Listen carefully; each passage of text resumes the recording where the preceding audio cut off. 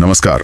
आज हम एक ऐसी जमीन की कहानी में गहरे उतरने वाले हैं जिसका नाम सुनते ही घने जंगलों, घुमावदार नदियों और झरनों की एक तस्वीर आंखों के सामने दौड़ जाती है। बिल्कुल, एक ऐसी जगह जिसकी पहचान हजारों साल पुरानी है और जिसकी पूरी कहानी आप कह सकती हैं इसके कई नामों में ही छिपी हुई है। हाँ, आज हम बात कर रहे हैं झारखंड की। इस शब्द का मतलब क्या है? इतिहास की किताबों में, पुराने जमाने के दस्तावेजों में इसे और किन किन नामों से बुलाया गया? और सबसे जरूरी, इस जमीन के असली हकदार, यहाँ के मूल निवासी कौन थे, उनका यहाँ आने का सफर कैसा रहा? इस पूरी पड़ताल के लिए हमने जो जानकारी ली है वो है jharkhandtest.in की रिसर्च टीम से। हमारा मकसद बस यही है कि सारी जानकारी को इतनी आसान बातचीत में बदल दें कि हर कोई इससे जुड़ सके। तो चलिए ये सफर शुरू करते हैं। सबसे पहले इसी नाम को पकड़ते हैं, झारखंड। हाँ, झारखंड। झार यानी जंगल, झाड़ी, और खंड मतलब एक टुकड़ा, एक प्रदेश, मतलब जंगलों का प्रदेश। सिंपल। हाँ, ये नाम ही इस जगह की आत्मा को बता देता है। लेकिन दिलचस्प बात यह है कि ये नाम इस धरती को बहुत बाद में मिला। इससे पहले इसके कई और नाम थे। और यहीं से कहानी दिलचस्प होती है। तो मतलब इस वन प्रदेश को हमेशा से झारखंड नहीं कहा जाता था? नहीं, बिल्कुल नहीं। तो चलिए फिर समय में बिल्कुल पीछे चलते हैं, जहां से पहला जिक्र मिलता है। बिल्कुल।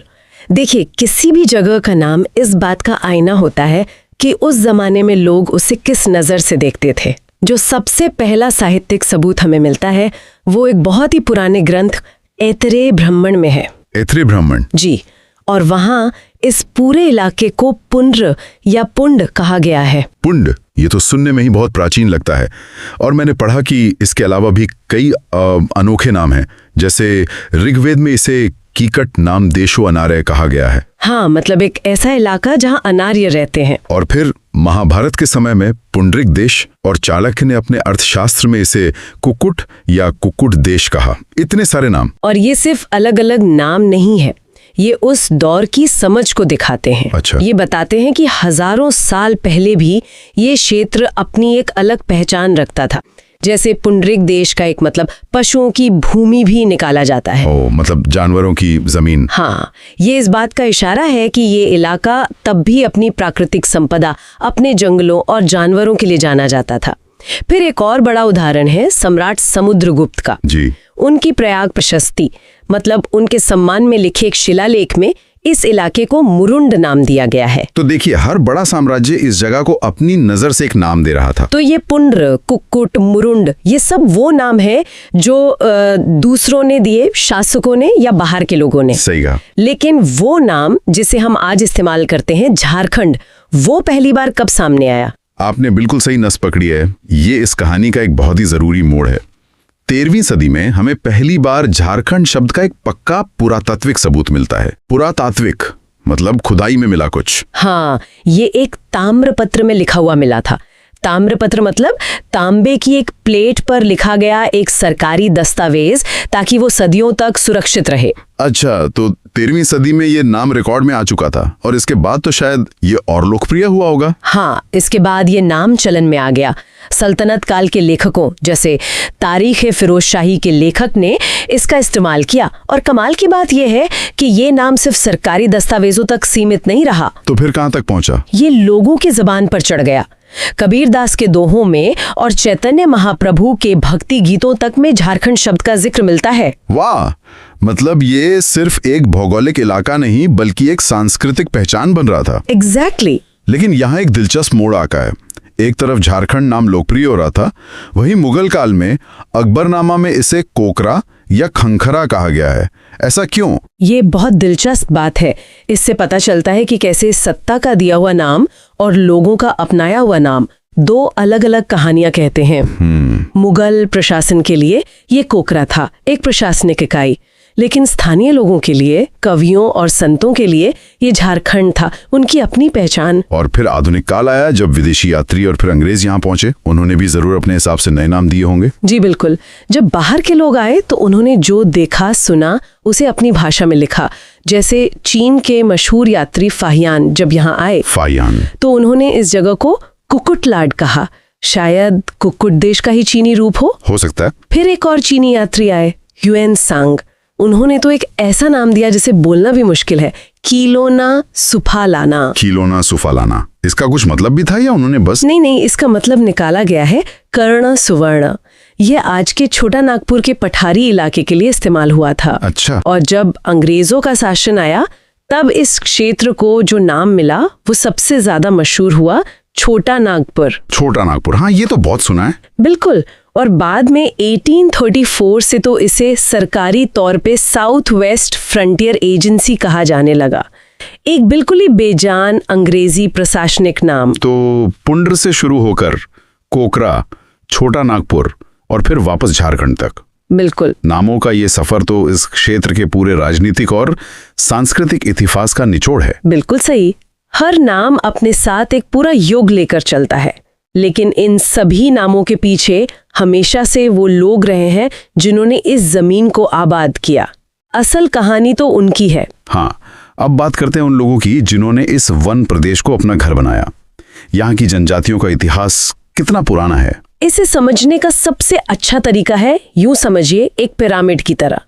पिरामिड में जो पत्थर सबसे नीचे होता है वो सबसे पुराना होता है। सही। तो इस पिरामिड की नींव में यानी झारखंड की सबसे प्राचीनतम जनजाति है असुर। असुर? जी, ये लोहा गलाने की कला के माहिर थे। हो। उनका ये हुनर इतना पुराना और मशहूर था कि इसका जिक्र हमें वेदों में भी मिलता है। असुर सबसे पुराने हैं। ये सोचना ही कमाल है। और इन्हें एक और नाम दिया गया है ना, पूर्व देव।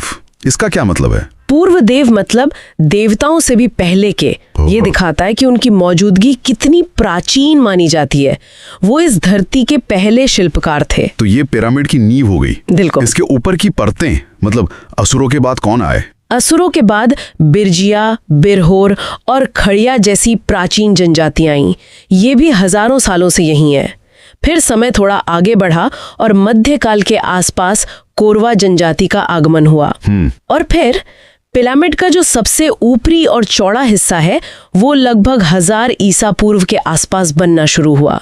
तब मुंडा, ओरांव, हो, चेरो, खरवार और संथाल जैसी प्रमुख जनजातियों का आगमन हुआ। मुंडा और संथाल, ये नाम तो बहुत सुने हुए हैं और इनका इतिहास में बहुत बड़ा योगदान भी रहा है। हाँ बिल्कुल। मुंडा जनजाति का आगमन लगभग 600 ईसा पूर्व में हुआ माना जाता है। उन्होंने सिर्फ यहाँ के जंगलों को साफ करके गांव नहीं बसाए, बल्कि एक संगठित शासन व्यवस्था की नींव भी रखी। अच्छा। जी, माना जाता है कि प्रसिद्ध नागवंशी राज्य की स्थापना में उनका बहुत महत्वपूर्ण योगदान था। और संथाल? वहीं संथाल जनजाति का आगमन थोड़ा बाद में पूर्व मध्यकाल में संथाल परगना के इलाके में हुआ।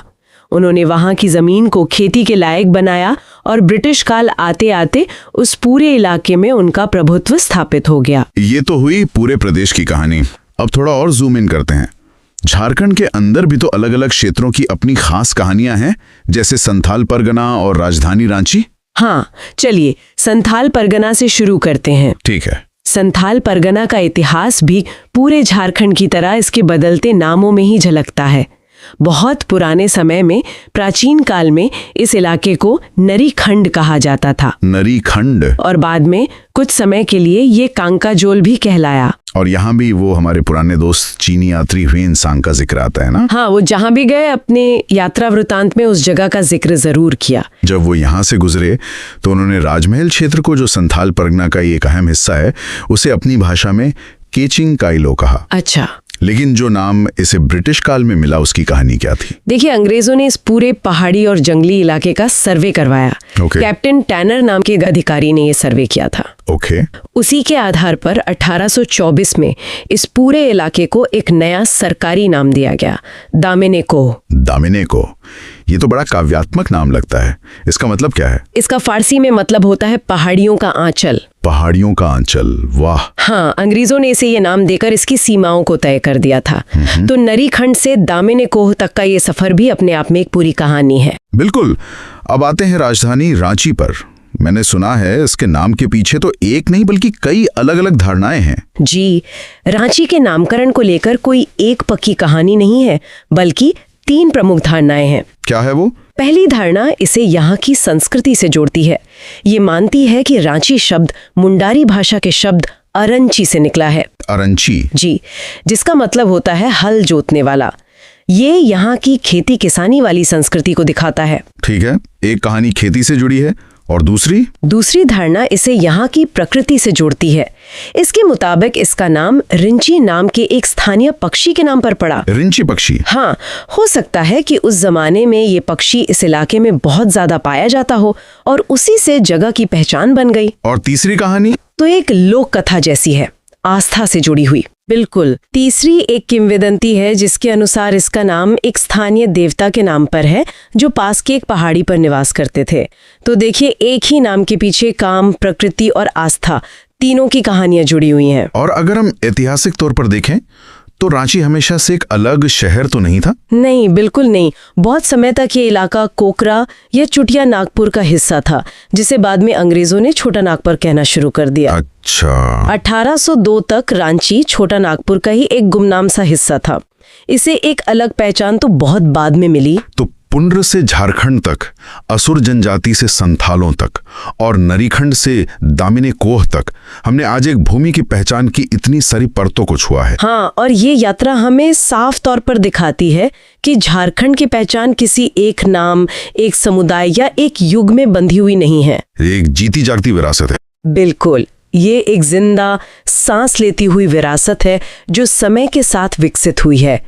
इसकी कहानी इसके जंगलों की सरसराहट में है, इसके लोगों के गीतों में है और इतिहास के पन्नों में हमेशा के लिए दर्ज है। आज की ये चर्चा एक सवाल पीछे छोड़ जाती है। हमने झारखंड के नामों और उनकी कहानियों को जाना। क्या हमने कभी रुककर सोचा है कि हमारे अपने शहर, गांव या मोहल्ले के नाम के पीछे भी कोई ऐसी ही दिलचस्प कहानी छुपी हो सकती है? बहुत अच्छा सवाल है। शायद उस कहानी को जानने की कोशिश हमें अपनी जड़ों से और भी ज्यादा गहराई से जोड़ दे।